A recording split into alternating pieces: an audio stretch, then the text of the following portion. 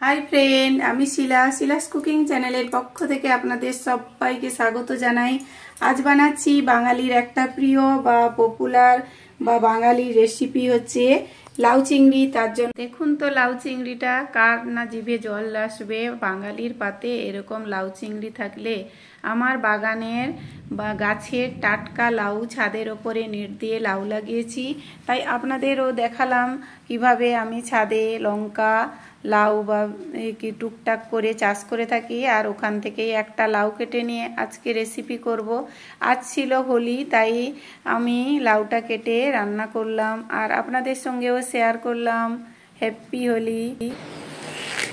লাউটাকে ঝিরিঝিরি করে কেটে নেব, তার জন্য খোসা ছাড়িয়ে লাউটা কেটে নিচ্ছি।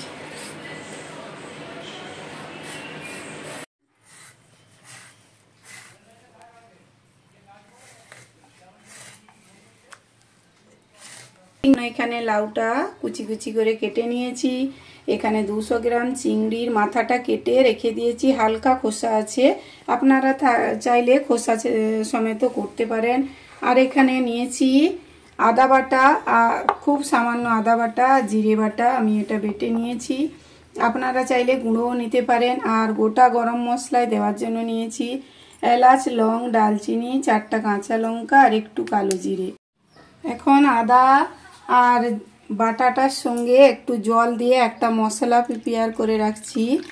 আপনারা চাইলে খুব সামান্য পরিমাণ দিবেন। আর তাতে দিচ্ছি একটু লঙ্কার গুঁড়ি, যেহেতু কাঁচা লঙ্কাটা বেশি নিয়েছি। আর নিচ্ছি হলুদ।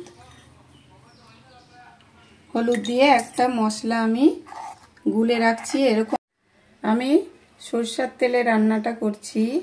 এখন তেলটা গরম হয়ে গেলে আমি সরষের তেলটা গরম করে নিয়ে হলুদ আর চিংড়িটা দিয়ে দিচ্ছি। আর দিচ্ছি লবণ দিয়ে ভেজে নেব। আমি এখানে 200 গ্রাম চিংড়ি নিয়েছি।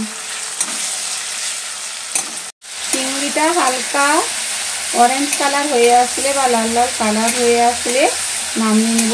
চিংড়িটা বেশি ভেজে নিলে অনেক সময় রবারের মতো শক্ত হয়ে যায়। যেহেতু আমি খুব সামান্য খোসা রেখেছি, মাথাও বাদ দিয়ে দিয়েছি, তাই হালকা লাল বা অরেঞ্জ কালার হয়ে গেলেই নামিয়ে রাখবো। চিংড়িটা আমি উঠিয়ে রাখছি।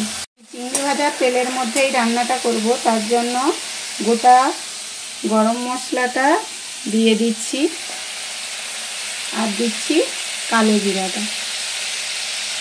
ফোড়নটা ভালো করে হয়ে গেলে তখন যে মশলাটা করে রেখেছিলাম জল দিয়ে আদা, জিরে, হলুদ আর সামান্য লঙ্কা, আপনারা চাইলে কাশ্মীরি রেড চিলিও দিতে পারেন। এখন মশলাটাকে ভালো করে কষিয়ে নেব। জল দিয়ে এরকম করলে মশলাটা কষতে ভালো হয় আর একটু পুড়ে যায় না। মশলাটা দেখুন তেল ছেড়ে এসছে আর কষেও গেছে। এইসব ট্রেডিশনাল বাঙালি রান্না যেমন রান্না করতে সোজা আর খুব তাড়াতাড়ি রান্না হয়ে যায়। মশলাটা কষে গেছে, এখন আমি লাউটা দিয়ে দিচ্ছি। লাউটা খুবই কচি, তাই একদম জলটা ঝরিয়ে নিয়েছি, কারণ লাউ থেকে অনেক পরিমাণ জল ছাড়বে আর ওই জলেই লাউটা সেদ্ধ হয়ে যাবে। এখন পরিমাণ মতো লবণটা দিয়ে দিচ্ছি।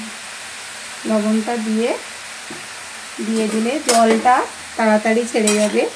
আর মিডিয়াম আঁচ করে আমি লাউটা সেদ্ধ হতে দেব, কারণ এখানে এক্সট্রা কোনো জল দিলে তার টেস্ট ভালো হবে না। তাই লাউয়ের জলে লাউটা যেন সেদ্ধ হয়।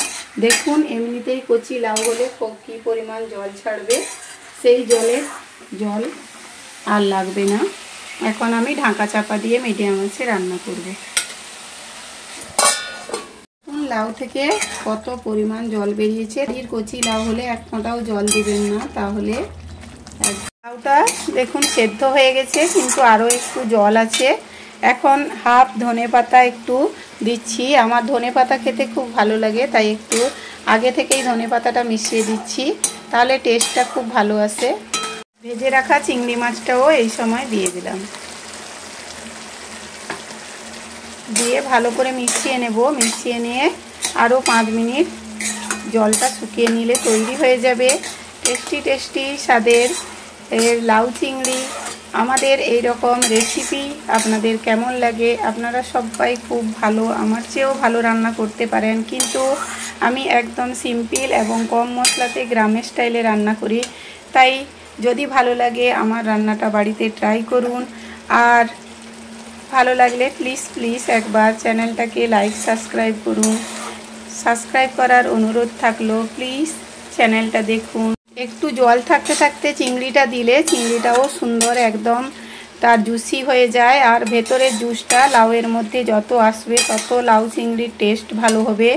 আমার মতো করে একবার ট্রাই করুন। আর সাধ্য মতো আপনাদের এর রেসিপি দেখানোর চেষ্টা করি। ভালো লাগলে অবশ্যই কমেন্ট করে জানান গ্রামের রেসিপি দেখতে চাইলে। দেখুন লাউ চিংড়ি রান্নাটা আমার রেডি হয়ে গেছে। এখন উপর থেকে ধনেপাতা ছড়াবো আর নামিয়ে নেব।